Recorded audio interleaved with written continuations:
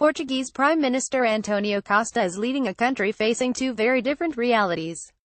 In one, the premier will from Monday host the Web Summit in a revamped riverfront area of Lisbon, a thriving city that draws thousands of tourists and rising numbers of French and Chinese property investors. In the other, he's having to deal with vast swaths north of the capital that were scorched 3 weeks ago by forest blazes that left dozens dead. The Web Summit, being held for a second year in Lisbon, will showcase a forward-looking face of Portugal as Costa makes opening remarks on Tuesday and welcomes other speakers at the November 69 event, including Oracle Corp. Co-Chief Executive Officer Mark Hurd, European Competition Commissioner Margrethe Vestager and former U.S. Vice President Al Gore. The discussions on technology will contrast sharply with Costa's focus in the last few weeks' wildfires that left more than 100 dead in a 4-month period, with televisions showing footage of desperate families grappling with garden hoses to save their homes. In June, forest blazes left more than 60 dead, some of them in homes and in cars as they attempted to flee part of the country, namely the metropolitan country, so-called coastal Portugal, which possibly wasn't awake, has now awakened to this reality, President Marcelo Rebelo de Sousa said on October 21 during a visit to Pampilosa da Serra, an area affected by the fires, according to news agency Lusa. It's essential to look at this reality so that there aren't various countries at various speeds, underestimated fires. Costa, 56, who's halfway through a 4-year term in office, accepted Interior Minister Constança Urbano de Sousa's resignation earlier this month after hundreds of wildfires spread across the country on October 15, killing more than 40 people. The government has assumed responsibility and at a weekend cabinet meeting announced plans to hire more firefighters and increase use of the military to face the blazes.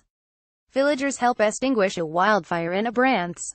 There was an underestimation of the risks of forest fires in the first 2 weeks of October, Costa said in an interview with TVI on October 29, sitting with firefighting trucks and other equipment around him in one of the regions in northern Portugal that was most affected by the blazes. The government should look at these people, at their suffering, with even greater attention than the attention deserved by those who have the powers of demonstrating in Lisbon, President Rebelo de Sousa said in a televised speech on October 17 following the latest wildfires. Costa's government has tried to address the challenges facing the more rural, aging and thinly populated inland regions, with measures including funds to promote tourism. Biggest constituency in parliament, Costa remains in control. The Communists have said they will back the minority Socialist government's 2018 budget proposal in an initial vote on Friday. On October 24, Costa also got support from the left bloc, Communists and Greens, his usual allies in Parliament, to defeat a censure motion on how he handled the fires. Lisbon is the biggest of Portugal's 22 constituencies, electing 47 out of a total 230 members of Parliament. Together with the northern constituencies of Oporto and Braga, as well as Setúbal just south of the capital, those 4 coastal districts account for more than half of all the seats in parliament. Tourism and exports have been boosting the economy and helping the minority government manage the budget deficit, which last year was the narrowest as a percentage of gross domestic product in 4 decades of Portuguese democracy. Costa has reversed state salary cuts faster than the previous administration proposed, while raising indirect taxes.